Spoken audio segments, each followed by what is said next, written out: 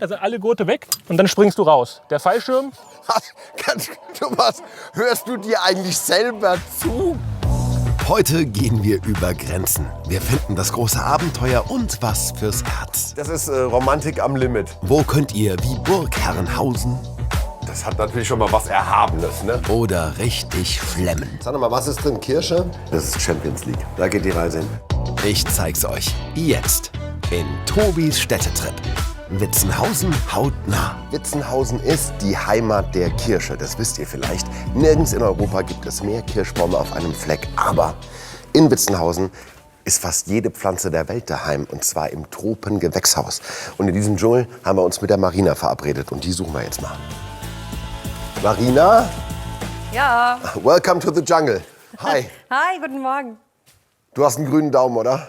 Ach, ich nicht, aber meine Kollegen, die haben den grünen Daumen. Ich Das bin ist mehr ja- so fürs Theoretische. Okay, was wächst bei dir alles? Alles, was du in deinem Leben brauchst. Also stell dir vor, ein Tag ohne Pflanzen. Holz, Gewürz, Essen, Papier, die Musikinstrumente, alles, was der Mensch zum Leben braucht, wächst in Pflanzen, in Form von Pflanzen. Und die habt ihr hier. Und die haben wir hier, Nutzpflanzen, nur Nutzpflanzen. Und das hat aber einen Grund. Also das macht ihr nicht nur, weil es schön ist, sondern ihr forscht auch damit. Oder was macht ihr da? Also das hier ist eine reine Demonstrationssammlung. Wir sind Uni Kassel und an der Uni Kassel gibt es die ökologischen Agrarwissenschaften, also die Biobauern, die Ökobäuerinnen. Und für die haben wir die Demonstrationssammlung und für die Öffentlichkeit. Hier steht Tee oder da steht Kampfer oder da steht ein Baum, der was ganz Besonderes mit Witzenhausen zu tun hat. Der große? Der große hier, der hübsche. Jetzt wäre ich auf den Verdacht gekommen, dann muss es eigentlich eine Kirsche sein, ist es aber nicht, ne? Nee, das ist ein Baum, der heißt China-Rindenbaum.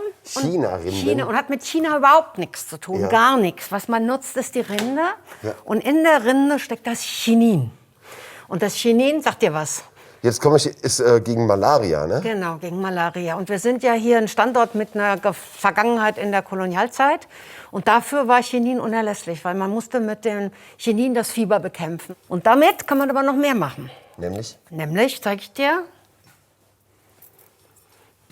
Was hat das mit Witzenhausen zu tun? Man kann ein Aromatikum, da steht dann dran chininhaltig. Man hat so einen Bitterstoff, das ist ganz bitter, das Zeug. Ja. Und der Mensch, der das erfunden hat, dass das bitzelt in der Flasche, war Jakob Schweppe. Und jetzt rat, wo der geboren wurde. In na? Witzenhausen, wirklich? In Witzenhausen, ja, ernsthaft. Das ist ja spektakulär. Und dieser Herr Schweppe, der ist leider in die Schweiz ausgewandert und die Firma hat er in England gegründet. Aber Das heißt aber, also bitzeliges Tonic Water, Ja. was man braucht für einen Gin Tonic, Genau. wäre undenkbar ohne Witzenhausen. absolut, wäre überhaupt nicht drin. Das ist heiliger Boden. Das ist, Gut. Und der Gin Tonic war deshalb so spannend, weil die Sundowner auf der Terrasse, die Leute dachten, je mehr Gin Tonic sie trinken, desto gesünder bleiben sie. Das ist natürlich ein Irrtum. Ne? ja, Also aber so Malaria viel- habe ich noch nicht gekriegt. Ah, okay. Ja, Das ist, also es ist schon auch was dran, ne?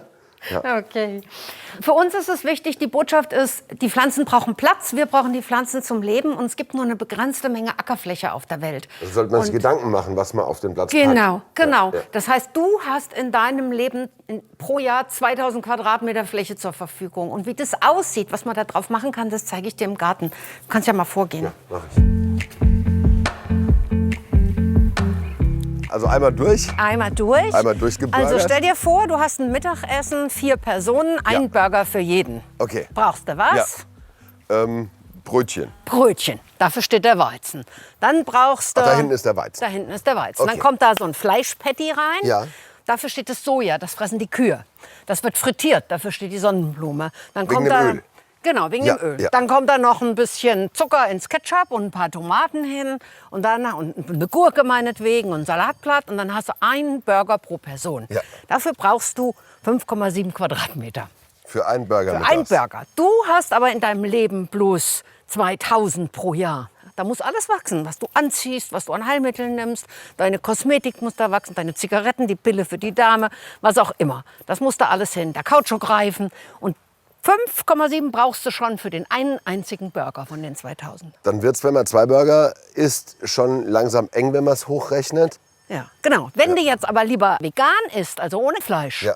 du hast viel mehr Fläche übrig für was anderes. Also könnte ich dann eher 2 essen. Ja, oder sogar 3. Und darum geht es eben, wenn man über Tierfutter spricht und Sojaimporte. Und wir machen das für die Bildung hier, also für Seminare mit jungen Erwachsenen. Ja. Das heißt aber, wenn jemand interessiert ist und sagt, ich komme nach Witzenhausen, macht ihr auch Führungen? Ja, klar. Ja, ja. Also jeden Samstag im Garten um 3:30 und jeden Samstag um 2 im Gewächshaus. Und das hier, das ist ein ganz cooles System.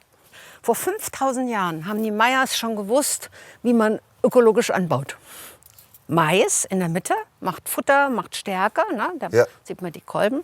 Blätter kann man verfüttern. Dazu eine Bohne, rankt hoch, macht Eiweiß und sammelt Stickstoff. Und der Kürbis bedeckt den Boden. Also sind sogar 3? Sind 3. Das sind die 3 Schwestern. Als die Spanier zur Eroberung nach Südamerika gingen, haben sie den Mais mitgebracht. Haben aber überhaupt nicht verstanden, die Jungs damals, dass das ein System ist, was angepasst ist an Boden, an Klima, an die Ernährung. Weil nur Mais macht satt, aber nicht gesund. Das heißt, dafür, dass wir so ein großes Interesse haben, schnell viel zu ernten, brauchen wir eigentlich die 3-fache Fläche. Weil wir dann einmal nur Mais machen, einmal nur Bohne und einmal nur Kürbis, statt zu sagen, so wird es auch gehen. Ja, ganz so einfach ist es nicht, weil das kannst du nicht so gut mechanisieren. Aber so für Hausgärten und so ist es super. Und wenn eine Kultur ausfällt, dann hast du immer noch die zweite oder die dritte. Die 3 Schwestern. Die 3 Schwestern. Mais, Bohne, Kürbis. Marina, vielen Dank, dass du uns da mitgenommen hast. Der Wahnsinn ist ja, wenn du durchläufst, wächst halt da was. Und wenn du die Geschichte dazu hast, das ist ja wie wenn du ein Buch aufschlägst, das ist der Wahnsinn. Genau, die Vermittlung zwischen Phänomen und Gast, das versuchen wir in den Führungen. Und das klappt sehr, sehr gut. Leute, kommt mal hier vorbei, hier wartet die ganze Geschichte der Welt. Dank dir. Dankeschön. Und unsere Reise durch diese Welt geht gerade erst los. Und wir wechseln gleich mal die Perspektive. Leute, wir haben Riesenglück. Wir gucken uns nämlich Witzenhausen jetzt von oben an. Wir haben eine Verabredung mit dem Thomas, der ist hier im Luftsportverein Witzenhausen. Und der hat gesagt, bester Blick, bestes Wetter, wir heben ab. Seine Heimat da oben, unsere gleich auch. Guten Tag, ich suche den Thomas. Hallo, Da ist er. das bin ich, genau. Captain, my Captain. Ich salutiere mal. Grüß dich. Hallo. Hi. Danke erstmal für die Einladung. Kein Problem. Dass wir Witzenhausen von oben sehen. Ja, das ist unser Flugzeug heute, ein Twin-Astier. Aha. Doppelsitzer, benutzen wir für die Schulung im Verein. Und heute ist er für dich reserviert. Das ist sehr gut. Das heißt, du schulst auch. Genau, ich bin Fluglehrer. Das ist sehr beruhigend. Und du bist heute mein Flugschüler. Okay. Eine Sache, wo wir gerade hier stehen, das will ich dir schon mal sagen. Haubennotabwurf für den Notfall. Du hast einen Fallschirm auf. Und wenn wir rausspringen müssten, aus irgendwelchen Gründen, die Haube ist so verriegelt, dann hast du hier einen roten und da drüben einen roten. Ja. Die ziehst du beide zu dir, dann ist die Haube komplett entriegelt und dann schmeißt du die nach rechts weg. Ja. Dann schnallst du dich ab, indem die Gurte stecken nachher hier alle drin. Ja. Dann drehst du hier einmal, da sind alle Gurte weg Ja. und dann springst du raus. Der Fallschirm, Thomas, hörst du dir eigentlich selber zu? ja, Hast du gerade gehört, was du gesagt hast? Das weg, alle Gurte sind weg und dann springst du raus? genau. Das machen wir aber nur im Notfall, wenn zum Beispiel davon gehe ich aus, dass wir irgendwie das nur im eine Notfall- Fläche abfällt oder das Höhenruder abfällt. Ist hier aber in Witzenhausen noch nie passiert. Noch nicht passiert. Wichtig ist halt im Notfall, wenn ich sage rausspringen, ziehen, Haube weg, drehen, abschnallen, raus. Springen.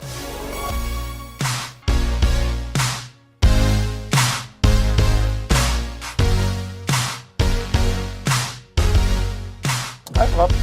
Okay. Und jetzt geht es sofort mal los, ne? Genau. Alter Vater. Okay.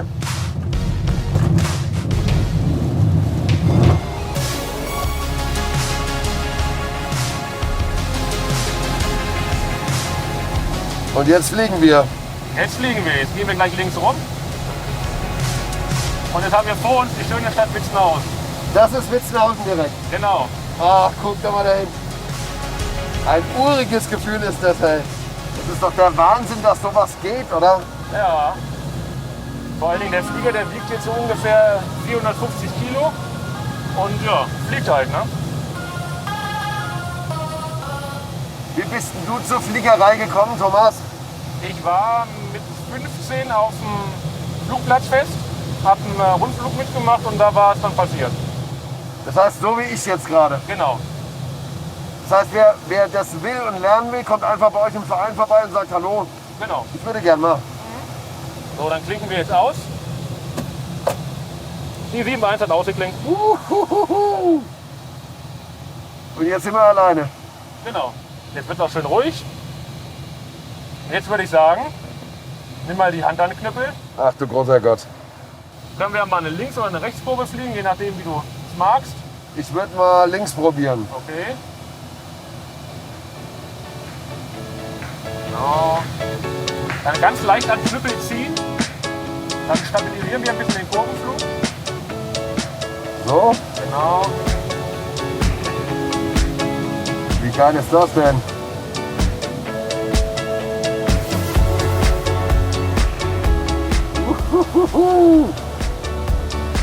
Das ist schon geil, hey. Ah, ich fliege. Das geht ja butterweich, oder? Ja, bist ein Naturtalent. Vielen Dank. Und da unten, wo das weiße Zelt an der Werra zu sehen ist, wartet einer der coolsten Orte, um wieder runterzukommen. Doch dazu später mehr. Witzenhausen wird auch die kleinste Unistadt Deutschlands genannt. Die vielen Fachwerkhäuser wurden zum Teil liebevoll restauriert und hier wusste man schon immer, wie man außergewöhnlich wohnt. In Witzenhausen gibt es ganz viele alternative Wohnprojekte, also Ideen, wie man zusammenleben kann. Und wir haben eine Einladung bekommen, uns ein Zimmer anzugucken, und zwar vom Alex. Ah, moin, Er wäre Tobi. im Wein. Hallo Alex, grüß dich. Grüß dich, ne? Dein eigener Weinberg. Ja, genau. Ja, sehr gut. Was baust du an? Das ist eine ökologische Weinsorte. Weiß oder Die rot? Weißwein. Weißwein, Wir okay. machen auch Wein daraus. Und Hast du schon mal gemacht? ich habe einen Mitbewohner, der macht das. Und wie ist er? Ist gut. Ist gut? Ist ordentlich, ja. Ja. Schmeckt gut. Ich pflück mal eine. Oh, die sind aber schon ready. Sehr lecker. Ja. Ja, diese Sorte ist halt eine ökologische Sorte, die auch komplett ohne Spritzmittel funktioniert. Ja. Das erproben wir eben hier, weil das mit dem Weinbau normalerweise ein Problem ist. Ja. Alex, hilf mir mal. Was ist das? Ist das eine Idee von Zusammenleben? Ist das ein Projekt? Ist das ein Experiment? Was ist das? Also ursprünglich war das eine Idee, ein Wunsch, anders zu leben. Ja. Und eine andere Form des Zusammenlebens aufzuzeigen. Und dafür haben wir dann halt hier so einen Schaugarten angelegt. Und dann relativ schnell auch entschieden, wir müssen auch hierher ziehen. Und auch die Sachen zum Beispiel wie Komposttoilette oder Dusche. Also Wollen wir mal gucken gehen? Ja, können wir machen. Was halt so Wasser zum Beispiel betrifft. Auch da irgendwie andere Formen irgendwie entwickeln. Und außerdem war es irgendwie eine coole Idee, dann hierher zu ziehen und noch mehr Zeit dafür zu haben. Ja. Und so haben wir dann eben auch angefangen, eben uns um diese Fragen zu kümmern. Und Wie das geht ist man was? Das ist jetzt das Panorama, die Panoramatoilette. Die Panoramatoilette Genau. ist ja schon mal eine gute Also Idee. oben halt mit schönem Panoramablick, ne? Da wird es hochgehen. Darf ich mal? Kannst du mal kurz reingucken, ja klar. Ja. Ach, okay. Ach, guck, das hat natürlich schon mal was Erhabenes, ne? Ach, hier, guck mal, da Toilette. Das hat was Schönes. Ja, also der Blick ist natürlich auf der Toilette so nirgendwo anders wahrscheinlich. bekommen. Ja, der eine oder andere zu Hause kennt das Problem, dass, wenn man sich gerade wohlfühlt, es länger dauert. Aber wenn du so einen Blick hast, ne, kann man ja ganze Tage verbringen. Ja, voll. Ja. Genau, das war die Komposttoilette. Hier ist jetzt die Solardusche. Weil das Ding ist halt, bei der Toilette benutzen wir gar kein Wasser. Ja. Also die funktioniert halt komplett trocken. Und wie funktioniert das bei der mit der... Dusche? Bei der Dusche ist so, dass die halt über Regenwasser funktioniert. Also wir fangen Regenwasser auf. Hier ist jetzt so, dass das Wasser wird halt hier oben reingeleitet in den Tank. Und über diese Röhren wird die Sonnenenergie dann in den Tank geleitet. Also in diesen Röhren sind Kupferstäbe. Und das ist halt Glas. Die Kupferstäbe werden erwärmt und Machen's Wasser das warm. Wasser erwärmt hier. Und das geht auch bis zu 100 Grad. Wir können mal rübergehen. Du kannst mal kurz mal anmachen, wenn du willst. Du musst aufpassen, es ist auch wirklich richtig heiß. Also du musst 10 Sekunden warten, glaube ich, dann kommt das Warme. Und dann wird es aber auch relativ schnell richtig warm. Also hier ist das ist warm. warm, genau.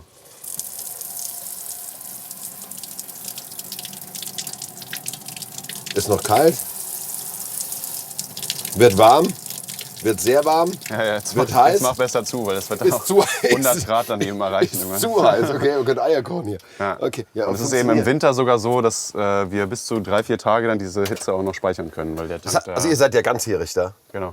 Ja. Und das heißt, also Mitte Februar, leichter Nieselregen, 3 Grad. Und dann marschierst du hierher und duschst. Ja, ist ja warm, also geht ja. Wasser ist ja Also gut, ist der halt Weg auch, aber nicht so ist sehr. halt auch ziemlich geil. Also mir gefällt es eigentlich ziemlich gut, also ich kriege warmes Wasser ab, es ist außen kalt. Das ist, also manche Leute gehen in eine Therme irgendwo in Süddeutschland, um draußen dann da irgendwie zu schwimmen. Ja. Also ich gehe dann halt hier duschen und habe wieder den Blick über die Stadt. Bist halt Wichtig draußen, ist mir eben, dass das Wasser hier Regenwasser ist und ich Ja. nicht Wasser verschwende, was halt in der Stadt unten Ja. sonst woher kommt. Also ich meine, in Frankfurt oder so gibt es halt das Problem da, ne, dass die mit dem Wasser nicht mehr daherkommen. Ja. Und wir wollen es hier eben ausprobieren, wie es geht, auch ohne große Wasserverschwendung und so. Wie viele Leute seid ihr? Wir sind hier 12 Leute. So 12. Und Oder wenn 12 Leute plus ein paar Kinder. Hund gibt es, glaube ich, auch noch. Ja, genau, einen Hund haben wir auch noch. ja, 12 Kinder, 12 Menschen, einige Kinder, auch Menschen natürlich und ein voll, Hund. voll. Können wir mal reingucken irgendwo in so ein, Ja, wir können zu meinem Wagen gehen. Der ist jetzt zufällig gerade hier. Komm noch einfach in mit. ein und dann, Zuhause? ja. Genau. Ach guck, das ist aber eine schöne Bude. Ist cool, ne? Das ist wirklich gut. Ja. Hier guck, Was gefällt dir? Doppelbett. Also Holz ist mein Material. Ja. Da geht's schon mal los. Ich liebe Holz in allen Formen, da fühle ich mich sofort wohl. Und es hat den Eindruck, also es ist gar nicht so klein, wie man glaubt, wenn man hört, ein Bauwagen. Ja. Und es macht den Eindruck, dass man alles hat, was man braucht. Ja, ist auch so. Bett, Küche, warm ist es, was zu lesen. Musik hat Platz. Ja, ist gut. Und das, wo du es jetzt mit Holz sagst, das ist eben auch alles mit ja, komplett Holzbau oder teilweise mit Schafwolle gedämmt. Also die meisten haben Holzfaserdämmplatten, teilweise aber eben auch mit Schafwolle. Ja. Und da ist jetzt eigentlich komplett mit ökologischen Materialien hier auch fast alles gebaut. Jetzt, also, ihr habt Wasser, gibt es auch Strom? Ja, also wir haben Solar, Ja. also Solarinselanlagen. Und da können wir Strom komplett auch so produzieren, dass wir alles ganz normal benutzen können. Also wir haben beispielsweise E-Bikes auch, die laden wir dann eben auch über den Solarstrom. Also es geht alles mit Solar. Gibt es zwischendurch, also jetzt, wenn du das so beschreibst, gibt es irgendwas, was dir ab und zu fehlt? Nee, nicht, dass ich wüsste jetzt. Also, nee, eigentlich nicht. Ist alles da. Ja, also manchmal ist im Winter die Dusche kalt, ne? Manchmal ist das Wasser halt nicht mehr warm, weil es mehrere Tage am Stück nicht mehr die Sonne richtig geschienen hat. Ja. Das ist dann ein Problem. Aber ansonsten bin ich hier eigentlich mehr zufrieden. Ich habe auch zeitlang in der Stadt gewohnt, auch hier in Witzenhausen, weil ich hier eben studiere und bin dann irgendwann auf den Wagenplatz hier gewechselt. Und seitdem ist für mich eigentlich hier, so kann ich mir gar nichts anderes mehr vorstellen. Also ich will nicht mehr von hier weg auch. Ja. Ja. Wenn sich Leute interessieren dafür, sich das angucken wollen, kann man einfach Bescheid sagen oder meldet sich bei euch und dann kann man mal gucken kommen. Ja, es gibt jeden Montag Führungen auch hier. Ja, dann, wenn jemand wunschlos glücklich ist, was soll man ihm wünschen? Ich wünsche dir im Winter genug heißes Wasser. Ja, danke schön. Ja, dann dir alles Gute. Ja, dir Merci, auch. dass du Mach's uns gut. mitgenommen hast. Jo, Ciao. alles klar, ciao. Das ist innovatives Wohnen. Wer es einen Hauch nostalgischer mag, der ist bei der Familie Gottschalk richtig. Wir haben eine Einladung bekommen vom Gerald und der sagt, er hat die schönste Art, die Natur rund um Witzenhausen zu entdecken, und zwar in der Kutsche. Hallihallo, Hallo, wer ist der Gerald? ich bin der Gerald. Grüß dich, Gerald. Hallo, Vielen Dank für die Einladung. gerne Das, gemacht. du, das ist ja ganz schön viel Pferd. Ja, Was sind das für welche? das ist ein süddeutsches Kaltblut ist das. Wer ist die Crew? Wer bist du? Ich bin Pascal. Pascal, ich bin grüß der Sohn. Ach, so Family Business, was ihr da Genau. macht. Ja, sehr gut. Wie heißen denn die zwei? Ja, Silvano Das und ist Sultan. der Sultan. Silvano und Sultan. Das klingt schon majestätisch. Sultan ist 13 und Silvano ist 5. Man sieht euch das Alter, aber ihr seht beide ganz jung aus noch, muss man sagen. Dann komme ich da mal hoch, ja? Ja. So. Wollen wir starten? Jawohl. Ja, wir sind Dann soweit. können wir los. Krabbel ich hinten drauf. Ja.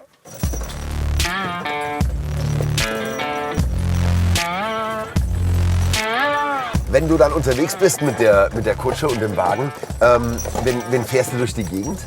Wir fahren eigentlich alles. Heute Nachmittag haben wir eine Einschulung. Da haben Eine Einschulung? Da haben die Großeltern den Wagen bestellt für das Enkelchen, weil es eingeschult worden ist.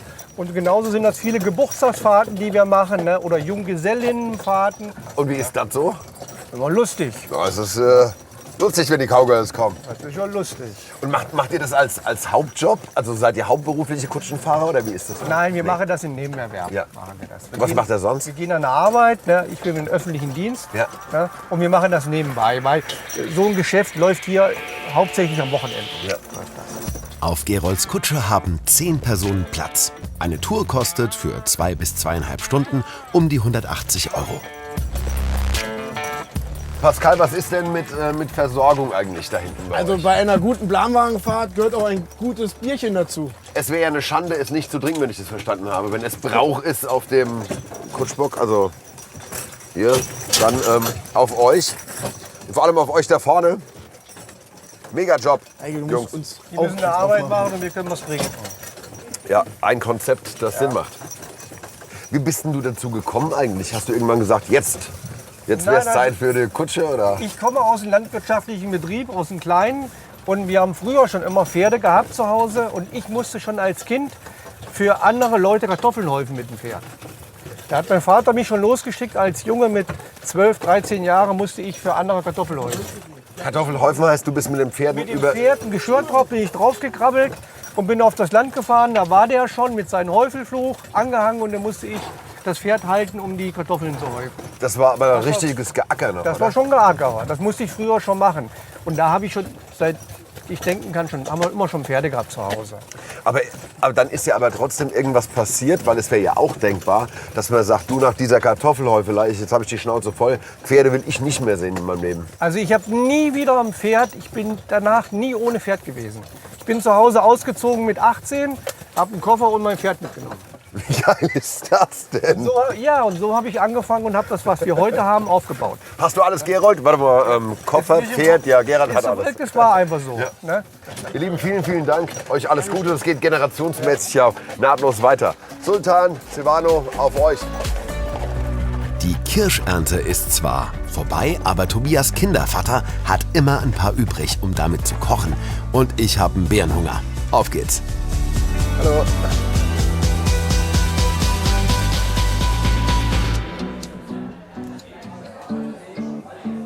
Hallo. Ich suche den Tobias. Ist er das? Servus. Grüß dich, mein Lieber. Grüß dich, hallo. Alles fit? Wir sind kirschenheiß. Ja. Wir haben uns so viele Bäume angeguckt und wir würden gerne mal gucken, was man damit machen kann. Ja, dann komm mal mit mir, dann zeige ich dir mal, was wir da Ja, Cooles auf draus geht's. machen. Ne? Komm rein.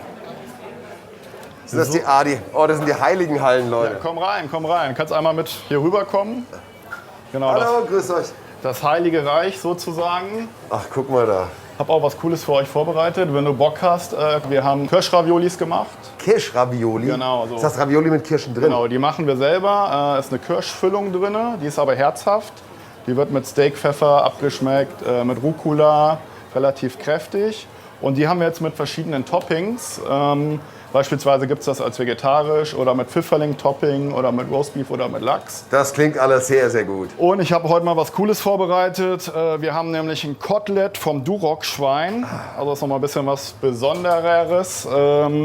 Das mache ich jetzt so mal als Special zwischendrin, weil ich und mein Koch machen jetzt nämlich Kampf der Köche. Also wir kochen gegeneinander. Er und du? Ja, genau. Okay. Und kannst du Tickets für kaufen und dann so sozusagen wie im Fernsehen, wie das Tim Melzer und alle anderen auch machen. Ihr bettelt euch. Wir betteln uns, genau. Okay. Der eine sagt dem anderen, stellt ihm Aufgaben und gibt ihm auch einen Warenkorb, was er kochen muss. Ja, ja. Und jetzt ist man natürlich schon immer zwischendrin am Start und guckt, was Guck, kann man... was macht der da, was bereitet der vor? Genau, Ja, ja, und sehr dann, gut. oder wir wissen ja auch natürlich, was die Schwächen von dem anderen sind. Was, Ne? unter uns, was kann er nicht so gut? Also er kann eigentlich alles, das ist ziemlich fies. Und Ach, die Schwächen liegen eher auf deiner Seite? die Schwächen sind ganz klar auf meiner Seite im Dessertbereich. Okay. Das ist nicht so meins. Ja. Kriege ich alles hin, wenn ich es Ja, muss. ja. Aber wenn ich es mir jetzt aussuchen könnte, würde ich eher die herzhaften Sachen Verstehe. machen. Ja. Wollen wir mal anfangen zu kochen? Ja, wollen wir. Ich habe das schon mal alles vorbereitet. Ich mache es jetzt nur noch mal quasi finishen, nennen wir das. Sag mal, mit dem Kirschenzeug, das ist so, dass du, weil so viele einfach da sind, immer guckst, wo es dazu passt. Oder kreierst du extra dann Sachen rund um die Kirsche auf? Kreieren wir eigentlich extra. Also zum Beispiel in den letzten Jahren der Klassiker war eine rote Beete Kirschsuppe, also rote Beete Ja. und Kirsche als Suppe und als Einlage gebratene Blutwurst oder geräucherter Lachs wahlweise. Das klingt erstmal abenteuerlich, aber wahrscheinlich passt es ganz gut, gell? Auf jeden Fall, also wenn du es isst, ist ziemlich geil auf jeden ja, Fall. okay. Aber du musst dich halt immer was trauen Ja. und immer mal was ausprobieren. Hier zeige ich euch mal unsere Kirschravioli. Wir machen die jeden Tag frisch und dann werden die quasi nur noch einmal kurz abgedämpft und ich würde dir gleich schon mal eine Portion zum Probieren mitmachen, wenn Na du gut. möchtest. Ne? Einmal für unsere Gäste, einmal für dich. So, jetzt haben wir einfach nur, wir sind ja hier noch so schön im Sommer, so ein bisschen mediterranes Gemüse dazu.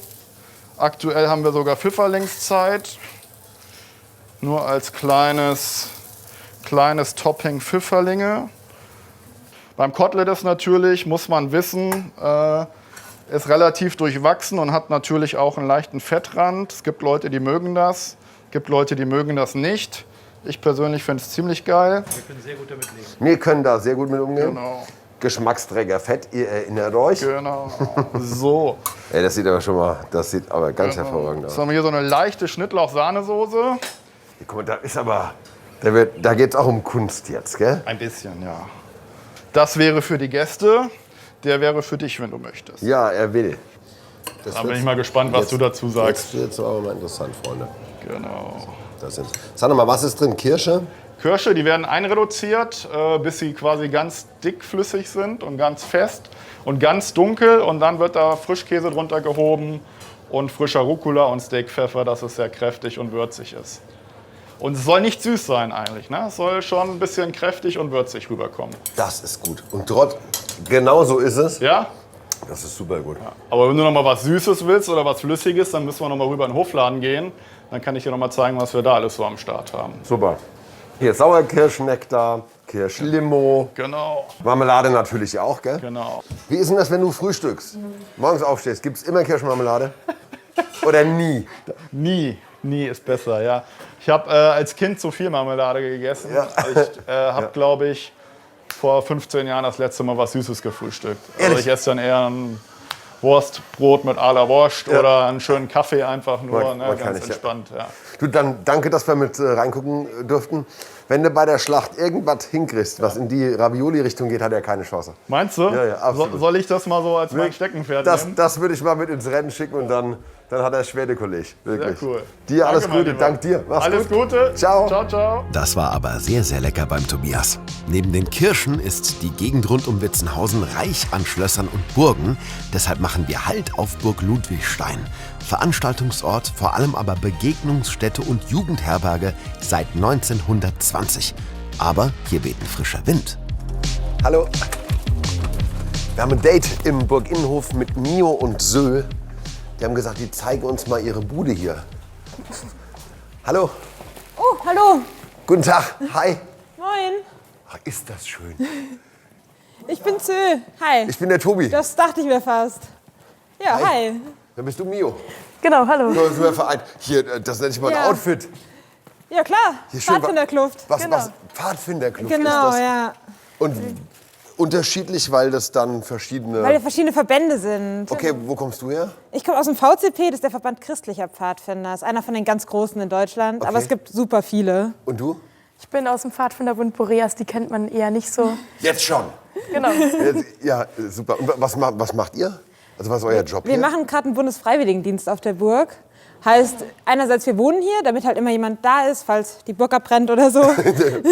Und sonst machen wir Und sonst einfach sind wir so ein bisschen Mädchen für alles. Ja. Müll spülen. Schlossherrinnen. Genau, aber. ja. Wollen wir mal reingucken? Ja, ich würde gerade noch meine Kirsche auf Ja, den na Tisch klar. bringen. Ja, Logo. Guck mal, sauber, ne? Können wir dir mal die Torklause zeigen? Die Torklappe. Genau, das ist nämlich ein Jugendherbergszimmer, wie es schon 1920 war. Wird es noch bewohnt? Ja, also wir vermieten es nicht regulär, Ach, guck mal aber da. gerade für Jugendgruppen, die dann so spontan im Burghof stehen und sagen, hey, wir sind da, Wir sind da, hungrig und müde. genau, dann Ja, okay. kommen Die Sie, Anreise können Sie verfallen. perfekt hier rein. Darf ich mal Probe liegen? Klar, Ich krabbel mal hier rein. Vorstell, hast du deinen Schlafsack dabei und dann kannst dich da hinlegen. Und dann ist es wirklich so, dass es ab und zu mal am Burgtor klopft. Genau, jetzt vor einer Woche erst waren welche da, durch Regen gelaufen, Ja, waren dann abends hier und meinten, wo können wir schlafen? ja. Meinten wir, die Torklausel ist perfekt für solche Anlässe. Ja. Dann würden wir dir das Kaminzimmer zeigen. Genau, wir Genau, sind ja, jetzt hier ist im der Kamin. Kaminzimmer. Ja. Hier kann man vor allem auch ein historisches Klo sehen. Das ist ein Klo. Genau. Das ist aber nicht mehr in Betrieb, oder? Nee, das ist abgeschlossen, verriegelt eigentlich. Ah, jetzt da hängen auch die Spinnweben drin, ey. Ach, verstehe. Aber Ja. ein bisschen Gesellschaft beim. Gut, aber der Bob ist natürlich Toilettengang. kalt, gell? Genau. Ja, auf jeden Fall. Ist klar. Na, aber früher Niemand besser, drunter stehen. besser als halt aus der Burg rausgehen. Ja, na wenn man sich klar. erleichtern musste. Wie seid ihr denn eigentlich da gelandet bei den Pfadfindern? Oh, bei den Pfadfindern, das ging ganz schön früh los. Also das ist bei den meisten tatsächlich so. Mit 7 wurde ich da, meine Babysitterin hat da gesagt, ach, ich bin beim Pfadfinder, das ist eine super Sache, komm doch mal dazu, ich mache da eine Gruppe. Und dann bin ich da gewesen, fand's gut. jetzt bin ich da immer noch. Das klingt mir so, als wenn man da so eine Leidenschaft entdeckt, dann irgendwann feststellt, dass die Familie, in der man sich bewegt, riesengroß ist, oder? Auf jeden Fall. Es ist Lebenseinstellung. Also Pfadfinder ist nicht zwingend Hobby, sondern eigentlich eine Lebenseinstellung. Ja, Pfadfinder ist halt auch wirklich eine riesengroße Gemeinschaft. Das ist ja auch weltweit, du kannst überall Pfadfinder treffen. Und sobald du einen Pfadfinder triffst, ist es auch, oder auch generell jemand, es muss ja nicht ein Pfadfinder sein, es gibt ja auch Wandervögel. Ja. Wenn du irgendwie ein Bündnisches triffst, dann ist es direkt so, wir haben schon mal so was gemeinsam, wir verstehen uns gleich gut, wir können so viele Lieder miteinander singen. Ja, dann würden wir dir noch das Musikzimmer zeigen, wenn wir gerade bei Musik sind. Musik habt ihr auch, ja, sehr gut. Ja, das ist allerdings eher ein bisschen festlicherer Rahmen. Es wird nämlich vor allen Dingen für Trauungen genutzt. Ach, geheiratet wird auch. Ja, auf der Burg wird auch geheiratet. Ganz kurz, dieser Blick ist ja der Wahnsinn. Ja, definitiv. Vor allem mit den ganzen Schnitzereien, Fachwerk. Das hat so was Großes, was Mächtiges und trotzdem so schön behütet, gell? Ja, auf jeden Fall. Und hier wird Ja gesagt. Hier wird getraut. Hier wird Ja gesagt. Hier war heute auch erst eine Hochzeit. Also Ach, ganz frisch. Deshalb ist noch alles dekoriert. Da ist noch Liebe in der Luft. Ach, guck mal da. Ist es gestimmt? Darf ich mal? Ja, klar. Nur zu. Das ist wirklich...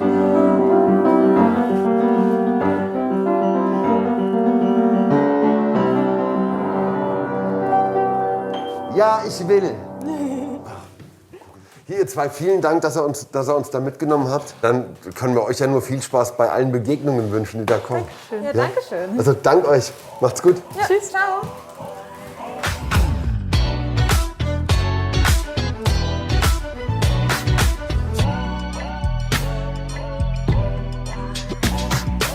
Dickes Dankeschön mal für eure ganzen Tipps, die ihr uns immer schickt. Und wir haben einen ganz heißen bekommen, denn angeblich ist eine neue Tortenkönigin in der Stadt. Die Heike hat ein Café hinter irgendeiner Scheune rechts rein. Und jetzt gab es einen kleinen Haken, weil die Heike hat eigentlich zu und macht erst in einer Stunde auf. Hier ist eine Scheune, Tobi. Aber wir haben so lange gequengelt, dass die Heike gesagt hat, ihr könnt schon vorher kommen. Man muss auch mal quengeln können. So. Hier Tische. Das könnte sein, oder? Ja, hier sind wir. Es gibt viele Wege zum Glück. Einer davon ist Backen. Ach, haben sich verschrieben, Essen muss das heißen, aber gucken wir mal. Ach, guck mal, wie schön. Heike? Ja? Hallo, wir sind schon da. Ah, hallo. Guten Tag. Guten Grüß Tag. dich. Hallo, du, vielen Dank, dass wir schon kommen dürfen. Ja, gerne. Dein Ruf eilt dir voraus als Tortenkönigin. Okay. Ja, was stören wir dich gerade? Ja, eine Torte fehlt noch und die bin ich wir jetzt kommen gerade. mit, wenn wir dürfen. Ja, klar. Was machst du für eine? Also jetzt mache ich noch eine Zitronensahnetorte. Okay, also schaff ruhig da, wir wollen dich nicht aufhalten. Also hier fehlen tatsächlich jetzt nur noch das Finishing. Genau. Ach, guck. Wie bist denn du an der Torte gelandet, Heike? Ganz schrecklich. Ganz schrecklich? Ja. Warum? Ich wollte Sportlehrer werden. Ja? Und durfte das nicht. Warum nicht? Weil ich in der DDR groß geworden bin. Ah, okay. Möchtest du mal? Wenn du mir das überantwortest. Ja. Und ich durfte zu der Zeit, weil meine Eltern nicht in der Partei waren, kein Sportlehrer werden. Was ein Scheiß. Ja. Dann war dein Traum vom Sportlehrer sein geplatzt. Richtig. Und dann bist du Bäckerin geworden, oder? Wohl oder übel bin ich dann Bäcker geworden. Und meinst du, passt bei M rein? Ich probier mal. Und habe das nicht so gerne gemacht. Und erst viele, viele Jahre später. Also ich bin dann im Einzelhandel gewesen, weil es mir mehr Spaß gemacht hat und habe dann irgendwann die Leidenschaft dann doch für die Torten entdeckt und hast dich spät versöhnt mit der Torte? Ja, ganz spät. Und jetzt ist es Liebe geworden? Ja, ja. Ach, guck, oh, Happy End im Tortenland. Ich habe dann so viele Torten gemacht, dass mein Mann dann irgendwann gesagt hat, also jetzt ist irgendwann Schluss, ich kann keine Torten mehr essen. Ne?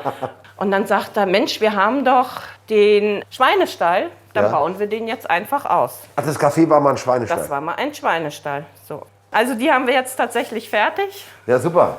Das wäre der Moment, wo du, Heike, jetzt zum Beispiel sagen könntest, Mensch, wollt ihr nicht mal probieren, was wir so machen? Ja, möchtest du denn dein Stück haben? Heike, gut, dass du fragst. Sehr, sehr gerne. Ach, guck mal, was hast denn da noch drin stehen? Das ist ja auch geil. Also auf jeden Fall ein ganz großer Renner ist die Banane-Rote Grütze-Torte. Und die Zebratorte, weil das doch was Außergewöhnliches ist. Was würdest du uns denn empfehlen zum Probieren? Also auf jeden Fall natürlich die Zitronentorte. Na klar, allein weil Ne? da so hart mitgearbeitet wurde. Genau. Ja. Oder dann auch wirklich wahrhaftig die Bananentorte. Luki, das wird deine Probiergabe hier gleich. Also wir probieren jetzt mal Zitrone.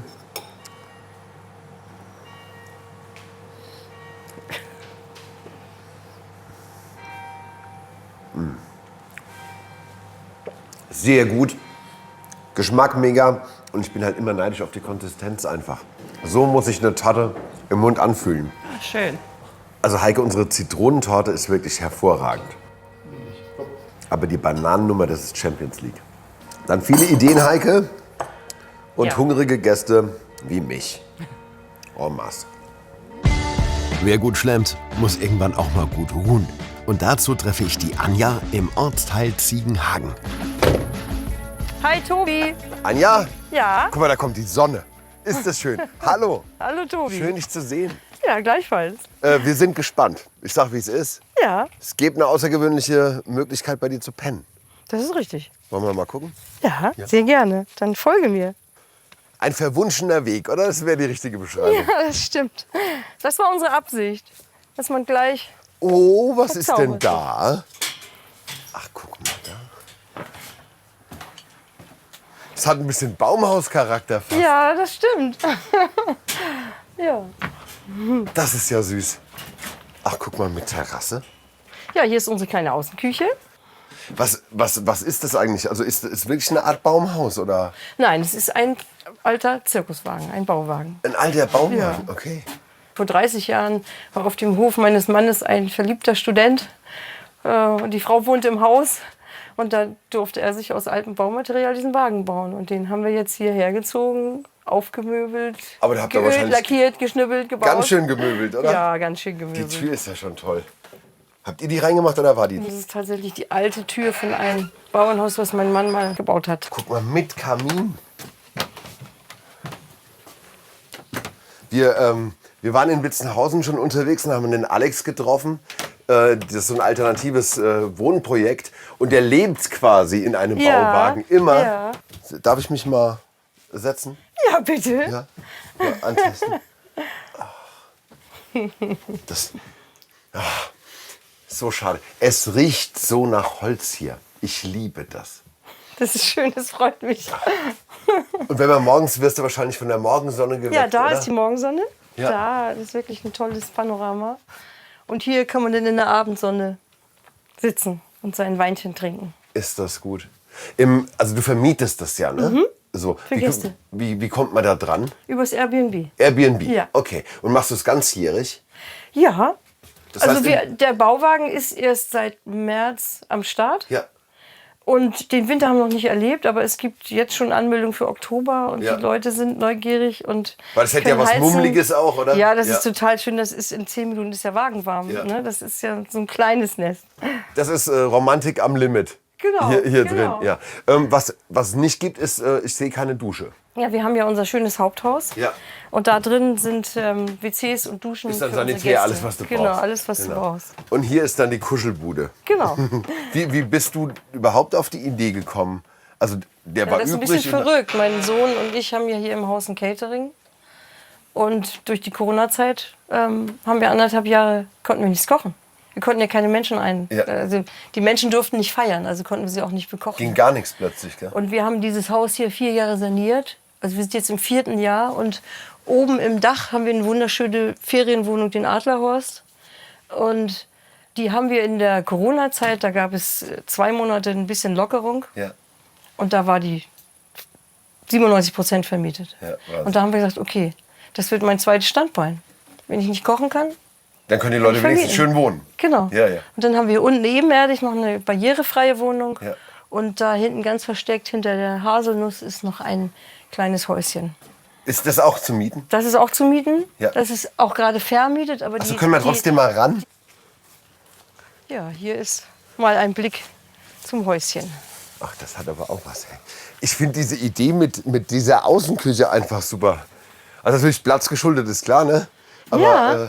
Und nicht nur platzgeschuldet. Die Menschen wollen einfach ins Grüne und auch draußen sein. Also wenn man morgens rausgeht und ich finde das total schön, hier Schatz, mal draußen zu Rühreier, kochen. ist es ja geiler, wenn man das hier macht, oder? Genau, Mit dem Kaffee in der Hand. Genau. Ja. Ja. Ich glaube, das Hauptproblem ist, dass man die Gäste daran erinnern müssen, dass Abreisetag ist, weil hier vergisst du die Zeit, oder? Ja, das stimmt. Das stimmt. Die Rückmeldung kriege ich auch sehr oft. Was jetzt schon? Ja.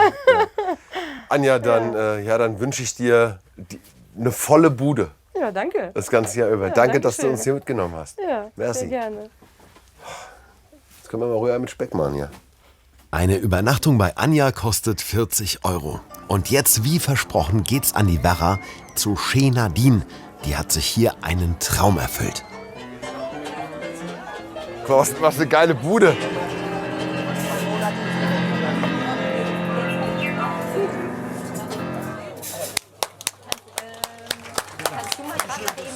Schon geil, oder?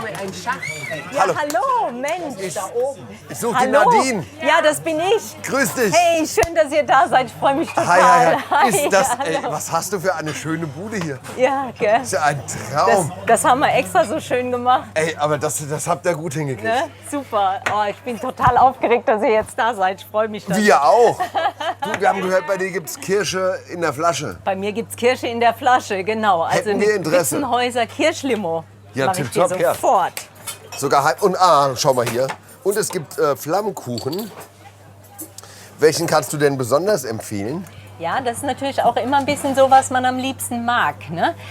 Also ich bin absoluter Fan von Pilzen mit Knoblauch, aber der ist auch richtig lecker. Das ist natürlich ein bisschen experimentierfreudiger mit dem Ziegenkäse, Ziegenkäse, Walnuss, mit Luki, was nehmen wir? Na? Pilze, Knobi, Parmesan oder Ziegenkäse, Walnuss oder klassisch? Klassisch. Klassisch. Dann Klassisch. Zwiebeln und Speck. Da Okay. läuft auf Zwiebeln und Speck raus. Na, Okay. vielen Dank, ey. Also dann Ich bin einmal aber oder tief- zweimal? Wir machen Einen. halbe. Ihr macht halber. Hast du ein paar Minuten Zeit? Ich habe zum Zeit. Quatschen? Dann gehen wir hier runter. So. Ich habe uns die nämlich hier reserviert. Ach, wie da süß kannst du bist dich du hier denn? gleich hinlegen. Ach, Ne? Weil sonst. ich krieg das die sind- große. Ja, wie auch immer, ne? Nadine, Wollen wir mal- bist du Witzenhäuserin? Nein, ich bin gebürtige Luxemburgerin. Ich komme aus Luxemburg. Wie, Genau. welche Und dann Winde bin haben dich hierher gespült? Vor vielen Jahren als relativ junge Frau bin ich nach Frankfurt gezogen. Ja. Ich habe in Frankfurt gewohnt, in Oberrat 5 Jahre lang. Und dann im Zuge der damaligen Grenzöffnung sind wir hier hochgezogen. Ja. Und dann waren wir dazwischen noch mal 10 Jahre in Singapur. Und als wir aus Singapur zurückgekommen sind, habe ich gesagt, ich will einen Kaffee. Und das ist draus geworden. Weit gereist und an der Werra gelandet. Hier an der Werra. Ey, aber was ein toller Platz Das ist auch, ein guter oder? Platz. Das ist ein guter Platz. Und das war auch das, was ich beabsichtigt habe. Ich wollte einfach einen guten Platz haben. Ja. Und es ist genau so, wie ich es haben wollte. Ich hätte mir nie träumen lassen, dass das so wird. Ne? Und du siehst Man sieht dir richtig an, wie zufrieden du damit bist. Total. Und die Leute freuen sich. Und es ist wirklich so ein guter Platz geworden, wie ich es immer gehofft habe. Und dann gucke ich raus und dann fühlt sich das an, als hätte ich den ganzen Tag Besuch. Ja. Ne? Das ist voll schön. Das willst du nur noch gucken. Ja, aber es ist super Ne? gut. Genau. Wie oft hast du offen? Wir haben jeden Tag außer Dienstags offen. Ja. Und das ist ja nur eine saisonale Sache. Also das geht dann über den Sommer und es ist immer gut besucht. Die Leute freuen sich total und ich freue mich, wenn die Leute sich freuen. Also das ist mit das schönste Biergartenkonzept, das ich Echt? bisher kenne. Okay. Ach Mensch, Ja, das rührt mich ja jetzt richtig. Toll. Toll. Also du brauchst jemanden, der für sowas brennt. Ja, du brauchst einen natürlich. guten Platz. Sieht Ja. super aus. Ja. Also, dein Zuhause da oben ist toll. Ja. Und dann noch Wasser nebendran. Ja. Das ist ja wie Urlaub. Ja. Der Guck mal, der Flammkuchen Ah. ist da. Sarah hat ihn gebracht. Sarah, vielen Dank. Das ist ganz lieb. Danke. Lukas, ich nehme mal als Na erstes dann, Stückchen, guten ja? Appetit, lass dir schmecken. Ja, genau. Ich weiß nicht, habt ihr das gehört? Kross. Das ist Eigentlich einfach ist kross, es der ne? Sound, der Ne? entscheidet. Der Geschmack kommt dann danach. Und dann kommt er. Ne? Mega geil. Genau. Sehr gut. Klassische Empfehlung. Wunderbar. Top. Liebe Leute, wenn ihr mal ein Wochenende Zeit habt oder länger, kommt mal nach Witzenhausen. Klar, es gibt Kirschen auf Tellern, in Flaschen, aber es gibt unfassbar tolle Menschen. Und das Schöne hier, euer Herz kommt so runter. Und das ist sehr, sehr gut. Auf dich und auf euch. Und auf euch und auf alle drumherum hier.